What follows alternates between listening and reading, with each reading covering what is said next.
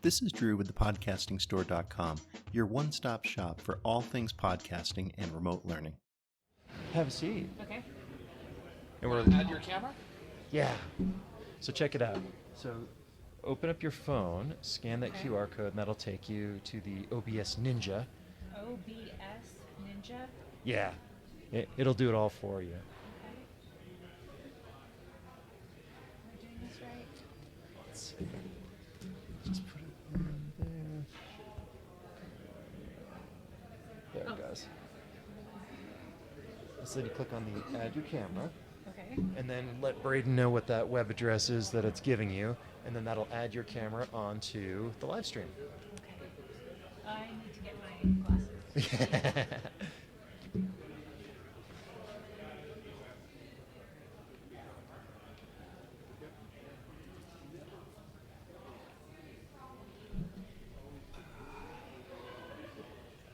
Oh. I just stole your phone. Yeah, that's the one cumbersome Sounds part of it is that the address is just a little wonky. So if he's got it right there, then it's easy to add in. But yeah, the way that it works is that OBS is the software, so it's online broadcasting software, Okay. and so like my phone is running the OBS website, and the address is plugged into the computer, which is then sending that video signal back here. And that's where the broadcast is coming from. So the camera doesn't have to be wired, and it doesn't have to be in the same room. We could do that from Topeka if we wanted to, and still have it in the So same you can be in broadcast. 2 different places. Yes. Yep. And you can use any kind of phone. Yes. Yep. Any smartphone that has web capabilities. All you need is an internet signal. It's magical. Yeah. And then the cool thing, like, Oh my gosh. oh, and, yeah, feel free to throw the headphones on so you can Okay. monitor. So yeah, the trick with all this, of course, is there's your camera. Oh, right on. So see how Braden just integrated that into the whole thing just by putting the OBS on there. So we put it onto the phone holder, and you're good to go. And it's just that easy. Oh my gosh. And so there's your Sounds microphone. like a professional radio show. Yeah, exactly. Let me know if it's too loud for you. Okay. Check it to check, check it to check. Hello. Well, I can always keep going. Oh, go down just a little bit. Okay. Sorry. Yeah. I can keep talking So, yeah, and talking. I guess that's good. It's comfortable? Yeah. Okay. And so yeah, we've got this all. The sound is running the microphones through the PodTrack P4, and then we've all got our headphones so we can monitor it. But Okay. then the output is going into the computer, which is part of the broadcast. Okay. So, and then you can see on the TV screen that we've got there what that broadcast looks like. So that's the basics of the setup. So what's the problem that you're trying to solve? So I'm in my house, and there would be an instructor at their house, Uh-huh. and we're all online together doing a webinar with people who come in and participate in the webinar. Uh-huh. Kind of like a workshop. Sure. Online workshop. Are you guys using Zoom or is Yeah. it? Okay. There is amazing thing with the OBS Ninja. What we're using for getting our cameras and everything is very similar to Zoom. The nice thing with the OBS is I'm finding it has less latency. It sounds better overall, and it's free. So what I'm hearing now is what we would hear on a It's going to be very close. Right now, we're all talking into this interface here, which is the Zoom P4. From there, it's going directly into the computer and being streamed. Okay.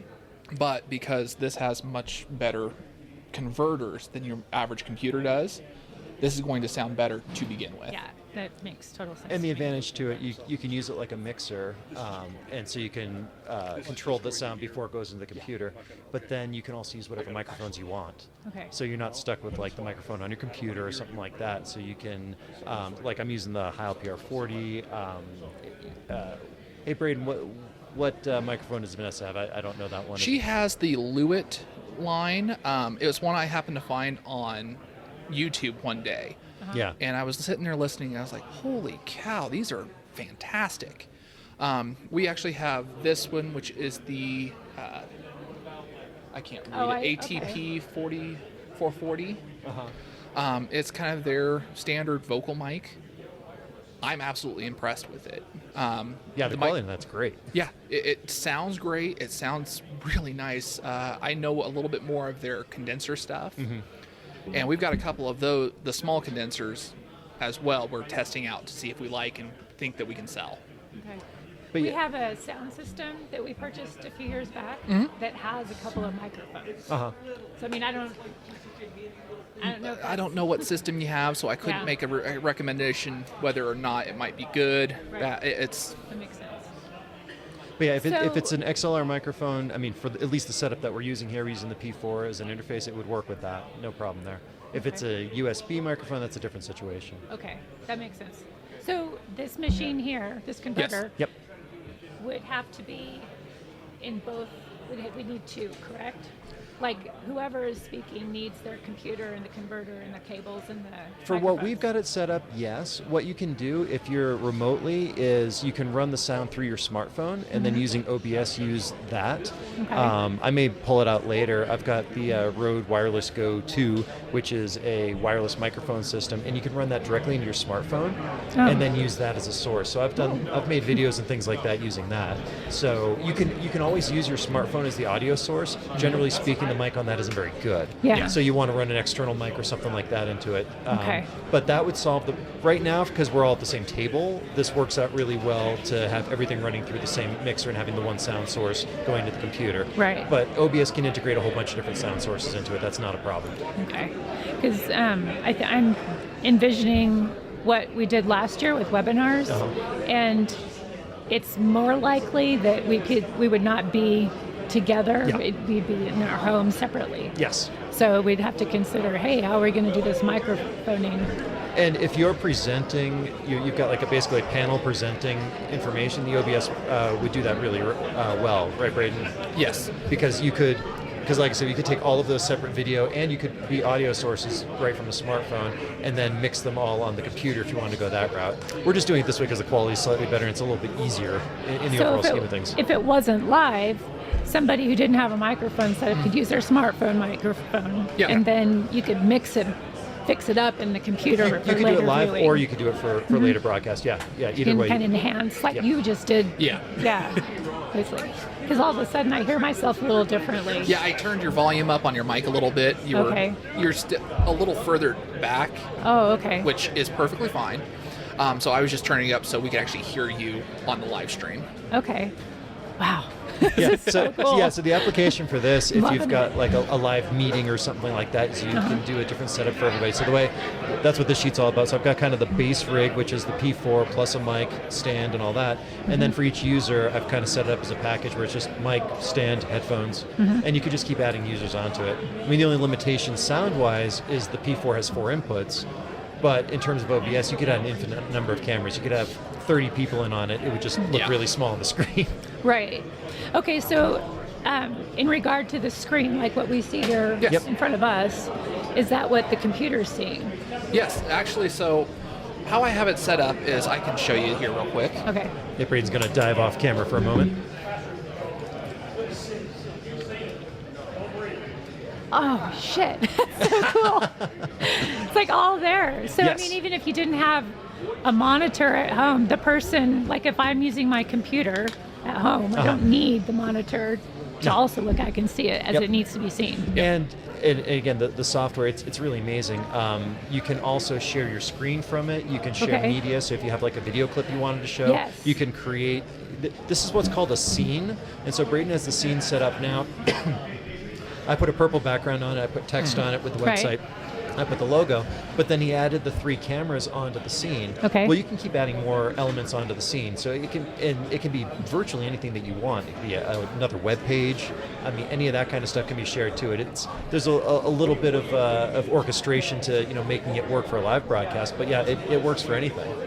In our webinars, lots of times we'll have the speaking artist also demonstrating. Yeah. And so being able to have that camera on, a few people would have a second camera on their work Yes. while they're working, as well as have their base. And you could do that like a camera. split screen, Okay. and you could do it live, which is the really cool part. Okay. And then, the other thing I was alluding to, we might do it later, is with a floor microphone stand and the phone holder Okay. and the wireless microphone, we could take this and do like man on the street interviews, or like go into a seminar and live broadcast that, and we could be heckling like on the Muppet Show while they're Right. doing their thing, and they wouldn't know.